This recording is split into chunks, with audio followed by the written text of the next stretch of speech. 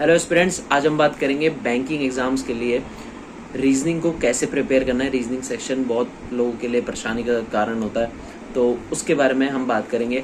पढ़ना कहाँ से है और प्रैक्टिस कहाँ से करनी है, दोनों के बारे में बात करेंगे। प्रीलिम्स और मेंस, ऐसा तो नहीं है आपको प्रीलिम्स ही निकालना है, प्रीलिम्स खाली निकाल लोगे तो कोई फ़ायदा नहीं है, आपको मेंस की तैयारी भी करनी पड़ेगी।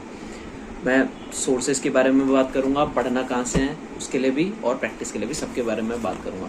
ठीक है, तो स्टार्ट करते हैं वीडियो को जल्दी से। देखो, सबसे पहले मैं दो टॉपिक्स को अलग कर देना चाहता हूँ। वो टॉपिक है इनइक्वालिटी और सिलोजिज्म। ये दोनों टॉपिक अलग करने का रीज़न क्या है? देखो, ये जो टॉपिक है ना, इसमें सबको महारत हासिल होती है, सबको आते हैं ये, बस यहाँ पे स्पीड वेरी करती है। किसी की स्पीड 1 मिनट में 5 क्वेश्चन करने की है, किसी की 3 मिनट में 5 क्वेश्चन करने की है। 1 मिनट वाले को एक्स्ट्रा एज है, ऑब्वियसली उसका टाइम बचेगा 2 मिनट का। तो अब आपको स्पीड कैसे गेन होगी? देखो, पहले तो बताया तुम पढ़ा कहाँ से। मैंने सिर्फ ये दो पर्टिकुलर टॉपिक को मैंने पढ़ा था अंशुल सर से। मैं यहाँ पे फोटो लगाया था उनकी, और यही वीडियो आपको देखनी है। देखो, मैं रिकमेंड कर रहा हूँ कि यही वीडियो आपको पहले देखनी है सीखने के लिए, क्योंकि मेरा इस वीडियो से काम बन गया था। इसके आगे मुझे और कुछ नहीं जाना पड़ा। ये जो प्लेलिस्ट है, इसके आगे मुझे कहीं नहीं जाना पड़ा। इनकी और वीडियोस भी है, वो चाहो तो आप देख सकते हो, बट मेरा इतने में काम बन गया था। मेरे सारे क्वेश्चंस बन जाते हैं। मुश्किल से कभी एक आधी गलती हो गई, वो जो होता है ना कि ऐसा नहीं कि मैंने गलत सीखा है, गलती हो गई जल्दीबाजी में, वैसा भले ही हो जाता है। ठीक है, जो सबके साथ होता है। तो ये सर बेस्ट है इन दोनों टॉपिक्स के लिए। ठीक है, बाकी टॉपिक्स के लिए भी होंगे, बट मेरे कंफर्ट जोन में ये वाले दोनों टॉपिक्स इन्होंने बहुत अच्छे से समझाया। बाकी जो भी टॉपिक्स बचे, जो भी टॉपिक्स बचे, उनके लिए मैंने सौरभ सर को पढ़ा, सौरभ सर से पढ़ा था। मेरे पास उनकी फ़ोटो भी है, क्योंकि बुक में उनकी फ़ोटो लगी हुई है। ये हैं सौरभ सर, अड्डा 24/7 में पढ़ाते हैं, तो आप लोग बहुत लोग जानते होंगे। इस बुक के बारे में भी बात करेंगे और एक बुक के बारे में भी बात करेंगे, वो सब प्रैक्टिस में आ जाता है। पहले बाकी चैप्टर्स के बारे में बात करेंगे। बाकी चैप्टर मैंने सौरभ सर से पढ़ा था। कहाँ से पढ़ा था? उनका जीरो टू हीरो जो एक प्लेलिस्ट है, सबसे फर्स्ट वाली, अगर आप देखोगे वो बेहतरीन है। ठीक है, ये सब फ्री सोर्सेज हैं। मैं हमेशा फ्री सोर्सेज के बारे में बात करता हूँ, क्योंकि काम चल जाता है उतने में। प्रैक्टिस आपको बस थोड़ी ज़्यादा लेवल पे करनी होती है। तो यहाँ से मैंने सारा पढ़ा एंड देन प्रैक्टिस स्टार्ट। अब बात करेंगे प्रैक्टिस के बारे में। देखो, प्रैक्टिस कहाँ से करनी है आपको। सबसे पहले बात करेंगे सबसे ज़्यादा वेटेज वाले, जो एक टॉपिक होते हैं जो 10-10 मार्क्स 15-15 मार्क्स की वेटेज रखते हैं, उसके बारे में बात करेंगे। वो आता है सिटिंग अरेंजमेंट एंड पजल। ठीक है, उसके लिए मैं ये हार्ड कॉपी वाली बुक रिकमेंड करूँगा। यहाँ पे लगा देता हूँ मैं, complete book for puzzles and sitting arrangement. ठीक है, ये बुक मतलब इससे बेहतर कोई बुक नहीं है। अगर होगी तो होगी भाई, मेरा इससे बेहतर कोई है ना, समझ रहे हो? ये बहुत ही बढ़िया बुक है यार। मैंने इसको पूरा, हाँ, इसको तो मैंने पूरा ख़त्म किया था। And amazing book. इसमें जीरो से लेके, पहले आपको समझाया हुआ है कॉन्सेप्ट, वहाँ से नहीं समझना है, वैसे सौरभ सर से समझना है। बिल्कुल बेसिक क्वेश्चन से लेके मैक्सिमम जितना लेवल खींच सकता है SBI PO मेंस, वो वाले क्वेश्चन दे रखे हैं इसमें। ठीक है, तो इसका अपडेटेड वर्जन जो भी अभी लेटेस्ट आ रखा हो वही डाउनलोड करना, नए क्वेश्चन से ऐड हो जाते हैं। ठीक है, ये तो हो गया पजल एंड सेटिंग अरेंजमेंट के लिए बुक। नेक्स्ट जो आती है, जब आप इनिशियली प्रैक्टिस कर रहे हो, ठीक है, जस्ट आपने अभी सिलेबस कंप्लीट करा है, तो आपको इनिशियली प्रैक्टिस करने के लिए आप इसका ऑनलाइन वर्जन भी ले सकते हो और इसका ऑफलाइन वर्जन भी ले सकते हो। मतलब हार्ड कॉपी आप भी ले सकते हो या फिर ऑनलाइन PDF भी डाउनलोड कर सकते हो। वो है एस रीजनिंग। देखो, इस बुक की खासियत क्या है? जो बिगिनर्स होते हैं, जिन्हें कुछ भी नहीं आता ना, जो बिल्कुल जीरो से स्टार्ट कर रहे हैं, उनके लिए वरदान है। क्यों? क्योंकि इसमें कॉन्फिडेंस जनरेट करने के लिए, जैसे आपका स्टार्टिंग में ही अगर आप तगड़े क्वेश्चन कर लोगे, आपका इंटरेस्ट मर जाएगा बिल्कुल। अगर आप जीरो से स्टार्ट करोगे ना, बिल्कुल एकदम हलवा सवाल से स्टार्ट करोगे, तो आपका इंटरेस्ट, कॉन्फिडेंस आता रहेगा। तो इसमें बिगिनर लेवल के क्वेश्चन है हर टॉपिक के। जैसे मान लो मैंने डायरेक्शन डिस्टेंस किया, उसके मैंने टॉपिक ढूंढा उस बुक में, देन वहाँ पे बिगिनर लेवल का क्वेश्चन होगा, देन मीडियम लेवल का, देन हार्ड का, then max previous year question. तो ये हो गई बिल्कुल अच्छी वाली प्रिपरेशन। एक टॉपिक वाइज को भी अच्छे से उसमें बाइफरकेट कर रखा है लेवल वाइज। तो इससे बेहतरीन और कुछ नहीं होगा, आई थिंक।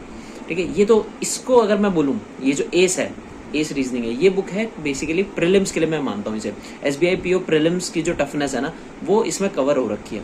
बट मैंने नोटिस किया इसमें मेंस लेवल की क्वेश्चंस नहीं कवर हो रखे। SBI PO मेंस में जो मिसलेनियस आती है वो इसमें कवर नहीं हो रखी है।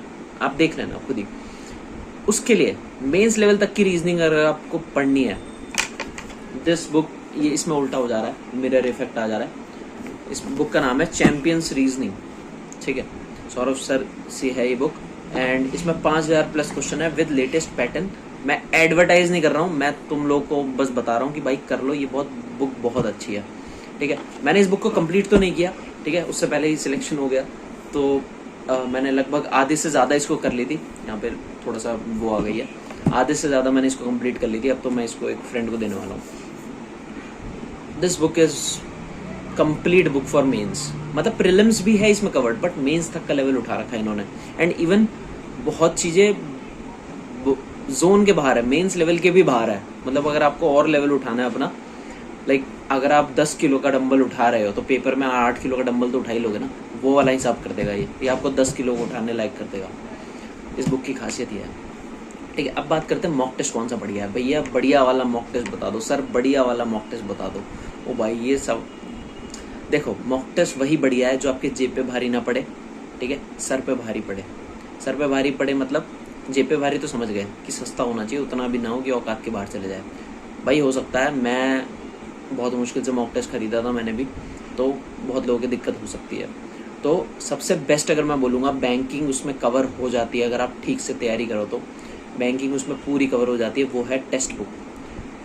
ये भी कम मिल लगते हैं उसके, शायद 250 या 300 के अंदर अंदर पूरे साल का मिल जाता है, तो गजब। ठीक है, तो text book is the best. But again मैं हमेशा बोलता हूँ कि 2 मॉक टेस्ट खरीदो।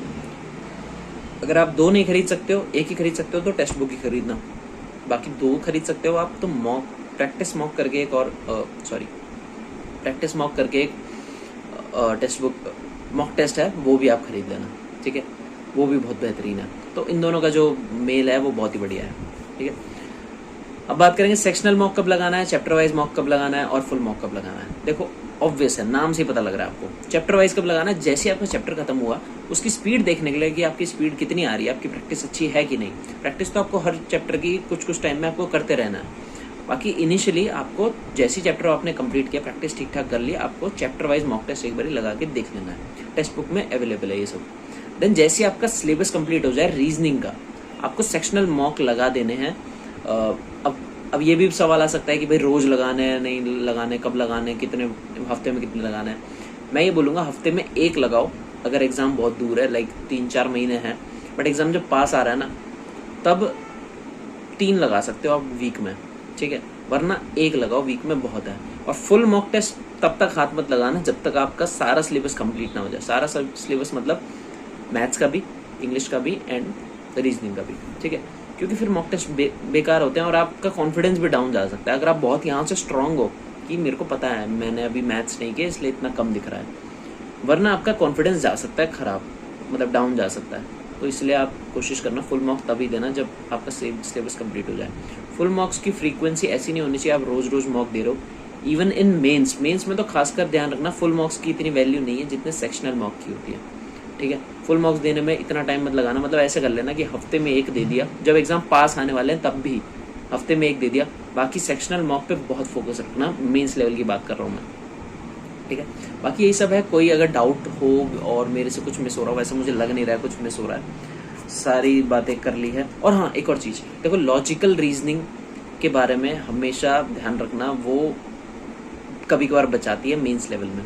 मेंस लेवल में कभी कभार इतने टफ क्वेश्चंस आ रखे होते हैं कि एक एक क्वेश्चन नहीं हिलता, तब आपका, या फिर आपका ऐसा होता है 5 मिनट बाकी, अब आप 5 मिनट में कोई भी डी कर रहा हूँ पजल सॉल्व नहीं कर सकते, कोई सा भी मिसलेनियस उठा के कोई भी इनपुट आउटपुट नहीं कर सकते हो, तो उस टाइम पे लॉजिकल रीजनिंग ज़रूर कर लेना। देखो मैंने ये गलती करी थी, मैंने लॉजिकल रीजनिंग नहीं पढ़ा था। आप लोग लॉजिकल रीजनिंग पे बिल्कुल ध्यान रखना, अच्छे से उसको थोड़ा बहुत कहीं से पढ़ लेना। अभी तो मुझे उसके सोर्स के बारे में नहीं पता है, बट स्टिल अगर मुझे पता लगता है तो मैं यहाँ लगा दूंगा। ठीक है, वीडियो एंड होने से पहले अभी चेक करता हूँ मैं थोड़ी देर में। ठीक है, बाकी कोई डाउट हो तो मुझे बता देना। एंड ऑल द बेस्ट, पढ़ते रहो यार, इस साल जॉब लेनी है। इलेक्शन मोदी जी के आते तुम्हें भी जॉब में आना है। ठीक है, चलो all the best and bye.